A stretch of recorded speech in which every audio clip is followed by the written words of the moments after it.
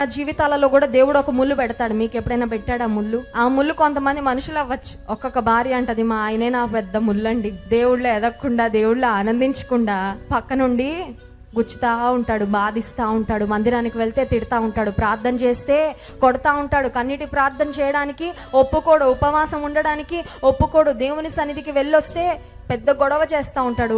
నా ఇంట్లో కొన్నిసార్లు నా భర్తే నాకు ఒక ముళ్ళులాగా, కొన్నిసార్లు కొంతమంది వ్యక్తులు నీకు ముళ్ళులాగా ఉండొచ్చు. వారు నువ్వు దేవుళ్ళో బలంగా ఉండడానికి ఉపయోగపడతారు తప్ప నువ్వు బలహీన పడడానికి కాదు. కొన్నిసార్లు ఆ ముళ్ళు మన దేహంలో ఉన్న అనారోగ్యము అవ్వచ్చు, మరి కొన్నిసార్లు మన జీవితంలో మనం ఎదుర్కొనే పరిస్థితులు కావచ్చు. దైవజనుడు అంటున్నాడు, అత్యధికంగా హెచ్చిపోకుండా నిమిత్తము నా శరీరంలో దేవుడు ఒక ముళ్ళు, ఆ ముళ్ళు తీసేయ్యా అని అడిగాడంట ప్రభుని దైవజనుడు. కానీ దేవుడు అన్నారంట, నా కృప నీకు చాలును. అంటే అర్థం ఏంటో తెలుసా? God said no.